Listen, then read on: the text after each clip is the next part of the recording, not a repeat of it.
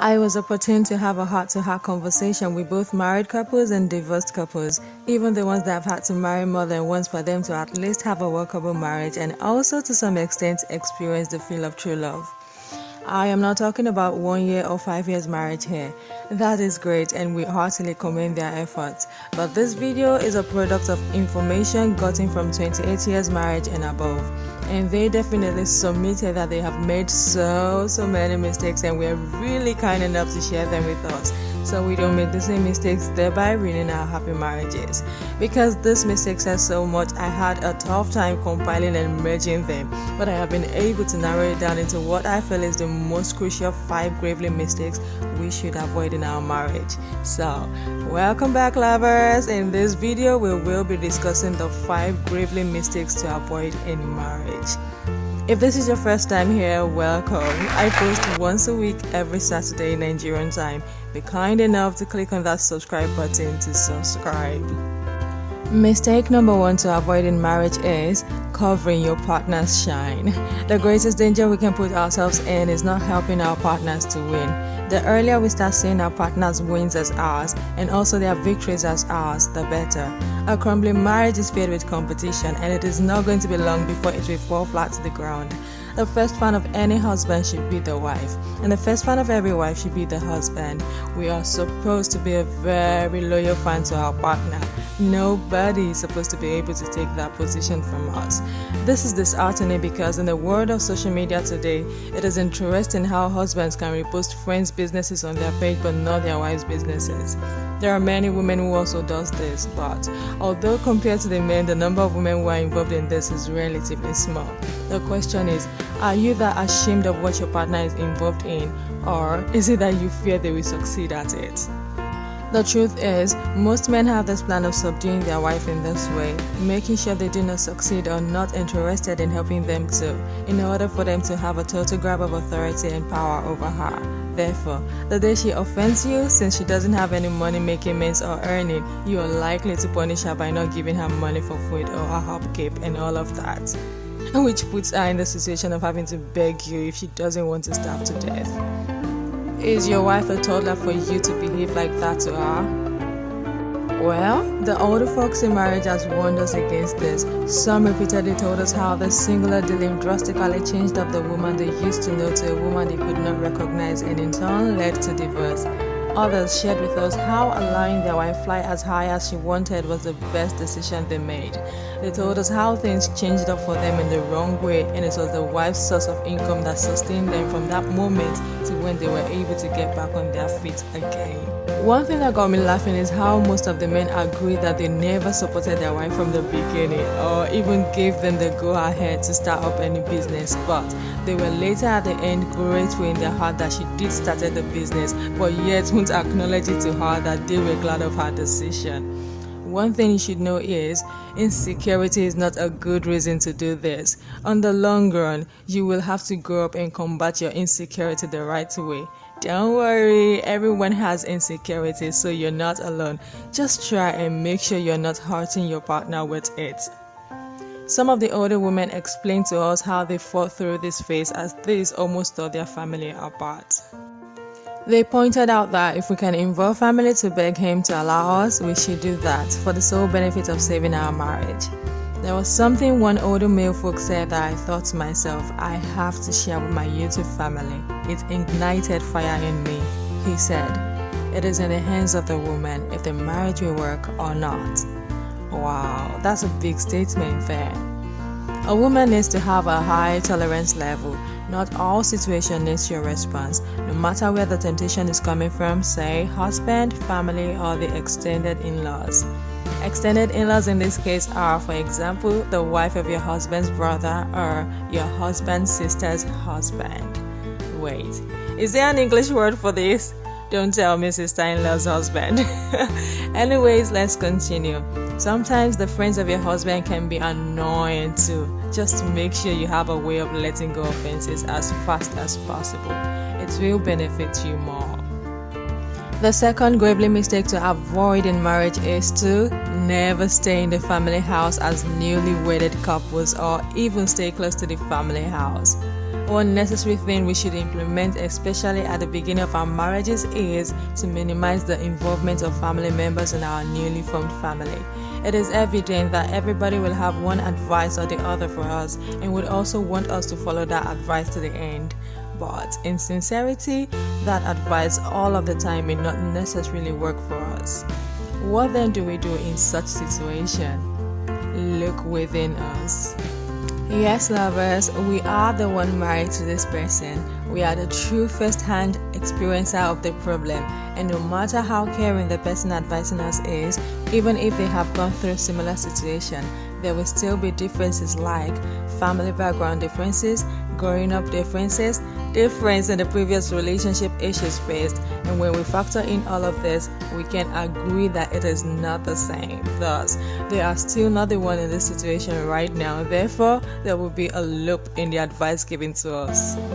Being in a family house or close to the family house deprives us the privacy or secrecy we're supposed to share with our partners alone. Every little fight is seen and heard by other members of the family. Not just that, there is also easy access of everybody to pose as the advisor for your family. The wife is expected to be burdened by the chores of the rest of the family. I mean, there is no way she will see her mother-in-law washing her clothes that she will pass by her to go inside. Even when she has other things to attend to or lined up, she has to sort this out first. She also has to cook for a larger family.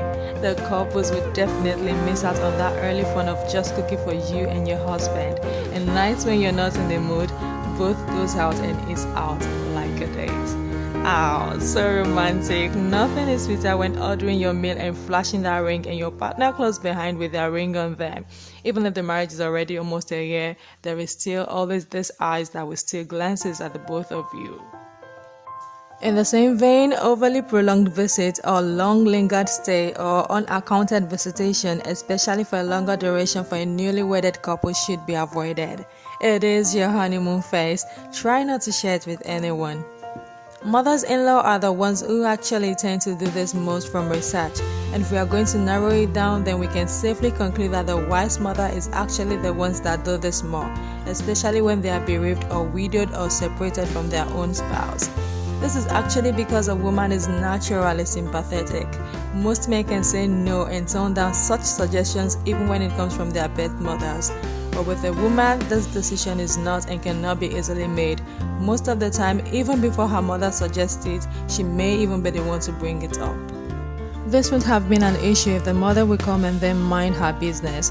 Most of them won't. They literally come and it looks like they resumed the post of the CEO in this family, and the husband was formally just acting on their behalf.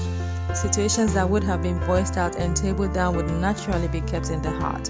What we see is annoyance and group building up because offenses were not ironed out as both spouses are trying to behave in front of the mother-in-law.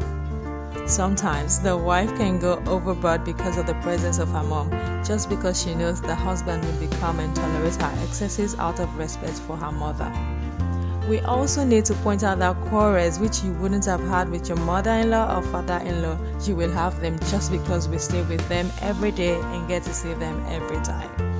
It is also important that we note that it is not just the woman that stays in the family house, men too does. So, all of what we are saying here, the men can be a victim of it too. The best option is to have an apartment before marriage. However little this apartment is, this choice can save you from a bitter divorce. So, make sure while you're trying to save money for other things which may appear necessary, you do not decide to stay in the family house for the main time, because lovers, that is no. Gravely mistake number 3 to avoiding marriage is to not have enough money before, during, and after your marriage. This got me laughing when I first heard it, but I had to reason with it because it's true. Before your marriage is called wedding. After your wedding is called marriage. If you're lucky, you may be opportune to eat from your wedding rice. If not, that is another level of starting up your marriage. This cracks me up though. The moment you get home, your job as a husband begins. You need to provide for her the source of her first meal in your house. It was interesting to find out that most couples don't taste anything aside the exchange of cake done in the reception. Not because they don't want to, but because no one brought food to them or they didn't have the time to. From the waitress and waiters forgetting about the meal for the couple to long delay in church services, leading to the couple being rushed up during the reception to meet up for the prolonged time in order to appease the already angered invited guests. Ideally, a cooler of the stew or meal made is meant to be taken to the couple's home to save them from the first day marriage stress. Some couples start their first fight from the unavailable food to eat situation. The wife too tired to go to the kitchen, the husband wanting sex and food all at the same time. You imagine a hungry couple fighting. Instead of a romantic love evening, you ended up ruining the very first night officially together. Money can solve this problem, right? Another noteworthy thing is spending all your savings to have a grand wedding. Then after the wedding, you start starving together with your partner. I love grand weddings, and there is no way I will be offered the opportunity of having one and reject it. So if I have the money or the parental support to do a grand wedding, I definitely would. If I don't, you will never see me cutting my neck to have one. I can have my man and I take a selfie and post to y'all that I am married. Yeah, no one is invited. I was just kidding anyways. But on a serious note, always do things that you won't be sorry for in the long run. You don't need to impress no one. If the amount of money spent on a wedding will determine how long the couples will stay together, that would have been good. But the amount spent doesn't. So save enough money for the marriage rather than otherwise. Money will cause a bigger problem than you expect in marriage, so have plenty of it. The number 4 gravely mistake to avoid in marriage is telling your children faults about your partner. There is no greater crime you're committing against your partner like bad-mouthing them to the children from their bowel. 1. These children end up harboring ill feelings against them. It becomes difficult for this partner to correct or talk to them. Parenting involves the two of you, so when it becomes difficult for one of the parents to control or handle the children because of the other's bad mouthing, as the children grows, they get out of hand, and it will even become more difficult for the parent who thinks they have found favor in the sight of the children to control them alone. Cover your partner's secret, not just to your children alone, but even to your family and friends. No matter how worse your partner is, there is still a value they can add to your children's life. Don't deprive your kids this because of momentary sympathy you will get from them.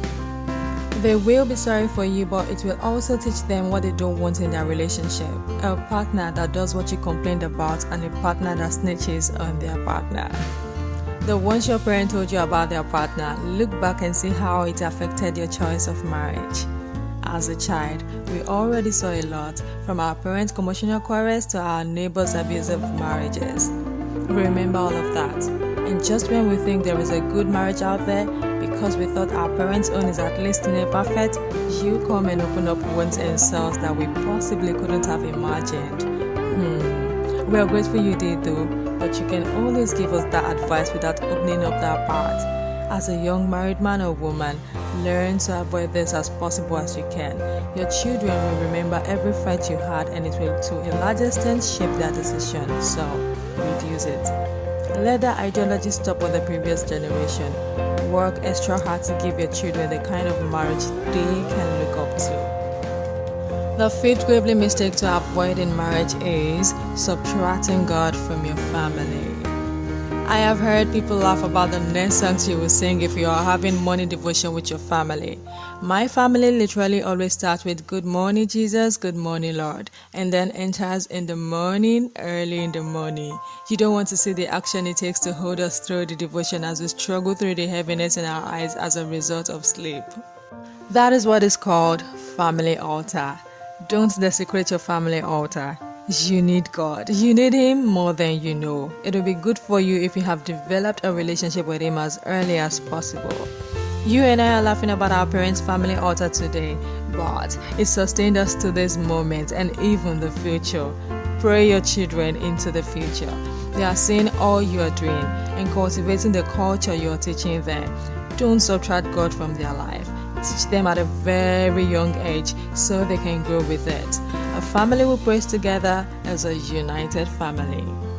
One benefit of praying together every morning and night is that you and your partner would find it difficult to quarrel and hold it, because when it is time for devotion, you will have to talk to yourself. Or are you planning to hold a devotion in pretense before your kids? Therefore, when couples are quarreling, they automatically skip praying together. God will help us all. We have come to the end of today's video. I hope it was informative and educative as I supposed it will be. If it was, give it a thumbs up and share it for others to benefit. Don't keep it to yourself, that won't be fair. And of course, if it was the opposite, unlike it, as this allows me work better in my next video.